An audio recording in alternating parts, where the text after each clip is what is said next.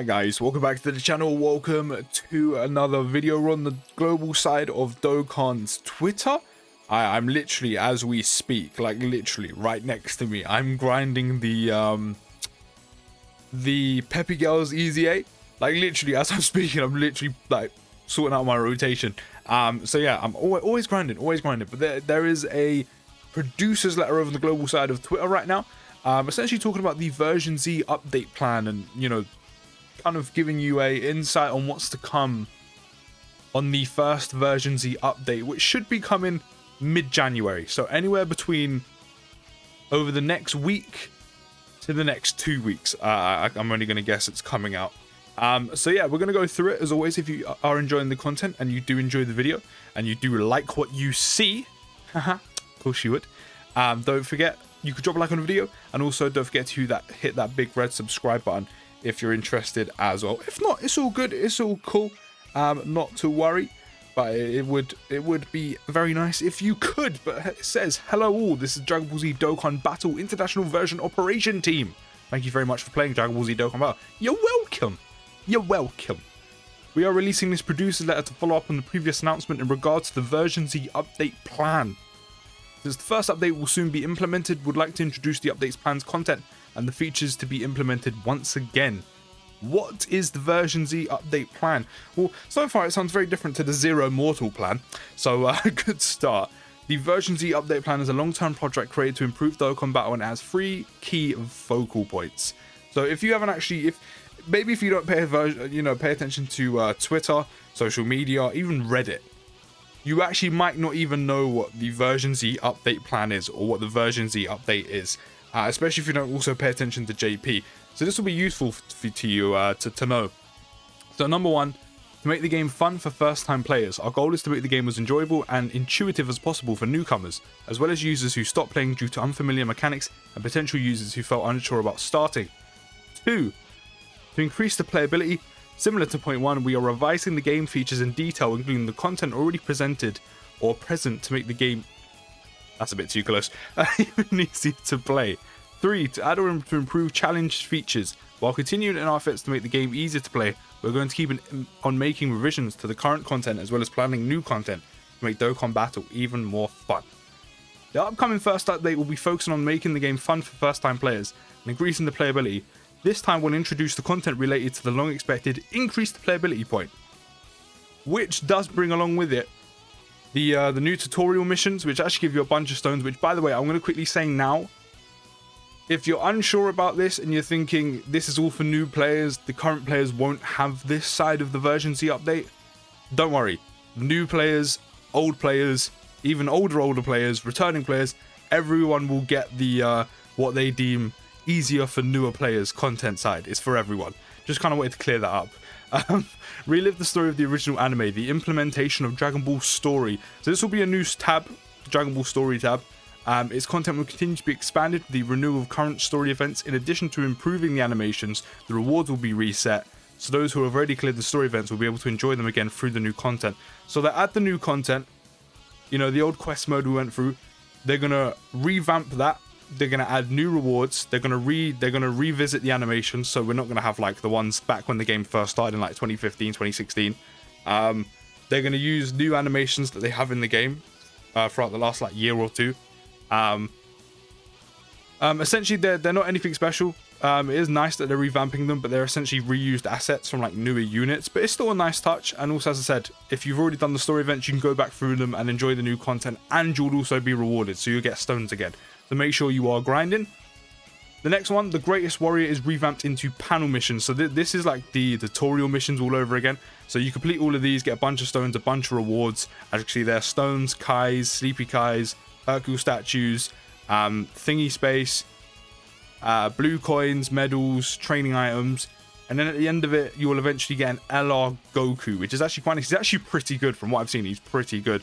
So it is definitely worth grinding. Not only just, I mean, it's worth grinding anyway, because it's not going to be too difficult. Like, it's literally stuff like Z awaken a character, complete the tutorial, undergo training, sell a Hercule statue, level up a super attack, clear chapters or stage 4 or whatever. Like, it's very easy. Not only getting rewards in between, but then yeah, you get an LR Goku along the way for your efforts. But by completing all the missions, you'll be able to Dokkan awaken Goku recruited from an event into an LR. there are various rewards you can get, and a total of 77 dragon stones. So if it wasn't already worth it, you also get 77 dragon stones, which is a multi and a bit. So you definitely want to do it. Can be obtained by completing all the missions. Of course, current players can obtain these rewards as well. As I said, this is for everyone, not just new players. Also, they're revamping the hidden potential system. Activate hidden potential in one go. So, as you can see here, you have all the potential system. You've then selected on all the paths you could possibly open on this Tech Broly here. All selected items will be activated. So basically, instead of you doing individual nodes, adding additionals and crits in, you click on, the kind of all-in-one bit, bang, it will do it all for you. Everything that can possibly opened in a dupe path, whether it's 55%, you got 1 dupe, 2 dupes, fully rainbowed, or you got all the dupe paths open. You can literally, in one button, be like, open every single path possible. Which, so, for quality of life update, amazing. Even like, I find it, even though it's such a minor detail, I find it so frustrating, have to like do individual nodes. And then you do that thing where you keep pressing it, but you're not pressing it exact, so you miss it, so you have to zoom in extra, like you're 70 years old and you can't see, and finally get it. So yeah, this is nice. Strengthen characters by unlocking their hidden potential in one go. Until now, hidden potential nodes can only be unlocked little by little, but players will soon be able to unlock nodes that can be activated in one go. Please note the hidden potential skill nodes are excluded in this function, so you will still need to unlock them yourself according to your character's abilities. So there is that. But still, it's a nice quality of life change. Easier to collect items, implementation of the auto mode. All I have heard, because one of my friends plays JP as well, all I have heard is that Chris, I'm like, yeah, bud, what's up? You really are going to like the auto mode. And I mean, if he says I will, I trust him. He's a very trustworthy guy, let me put it that way.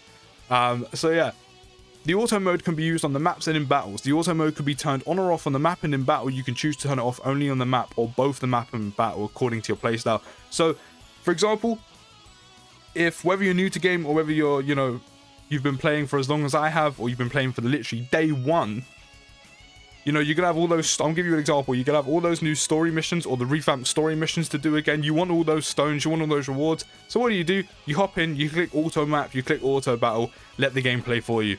And from what I've seen and what I've heard on Twitter, it's a pretty good implementation. Like, the AI isn't bad. Like, the game doesn't play badly for you. It actually does quite well. People have literally done Goku event and ESBR runs and let the game play for them on auto battle, and they've actually managed to do it.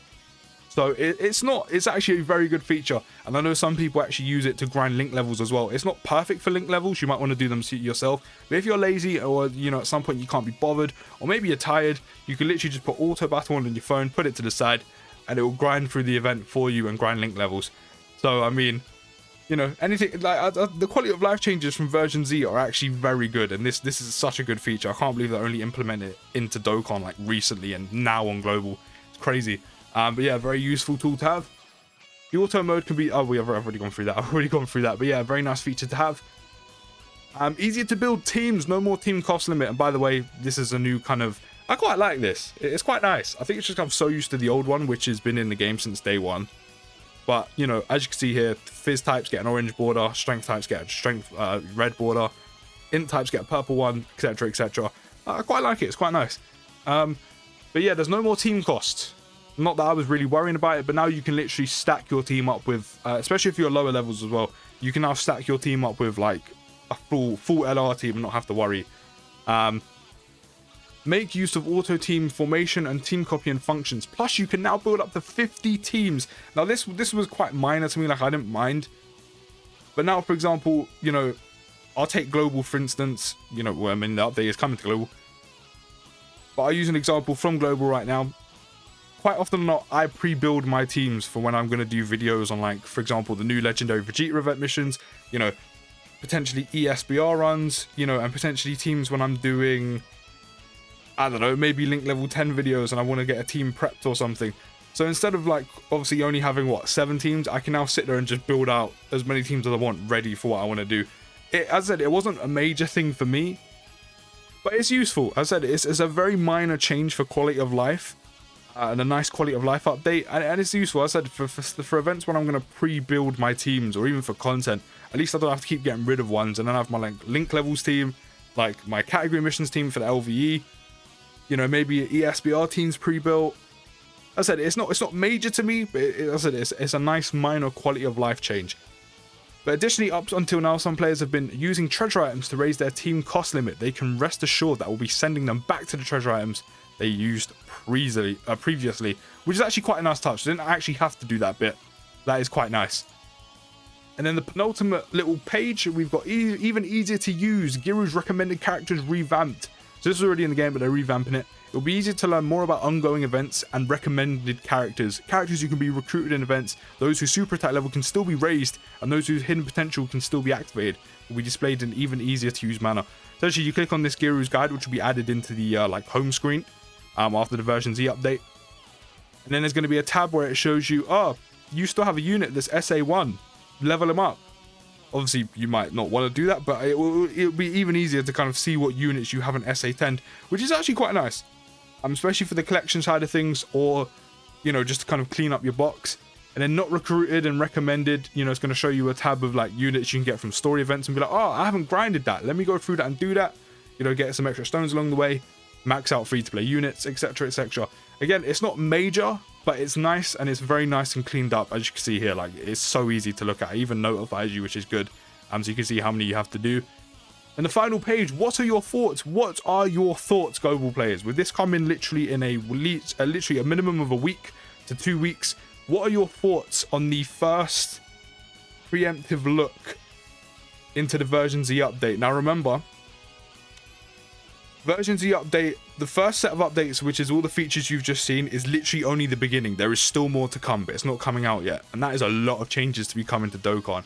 So what are your first initial thoughts on the first set of changes coming in the new version Z update? Let me know down in the comments. I think it's an amazing update. It is huge for the game, and I can't wait to see what else they add. But to end it off, the implementation is planned to take place in the upcoming version update. We also plan to launch a campaign when the first update of the version Z update plan is released. So we hope you look forward to that as well. The content of the version Z update plan will not be limited to what we have introduced this time. As I said, there is more coming. We will continue to develop new and better content to make Dragon Ball Z Dokkan Battle easier to play. Please look forward to the introduction of the third focal point to add or to improve challenge features. The operation team will be striving to make Dragon Ball Z Dokkan Battle enjoyable for everyone. After 6 years, Dragon Ball Z Dokkan Battle is still evolving, so stay tuned. As I said, let me know what you think about the initial thoughts, or your initial thoughts of the new version Z update plan coming to global. I think it's amazing.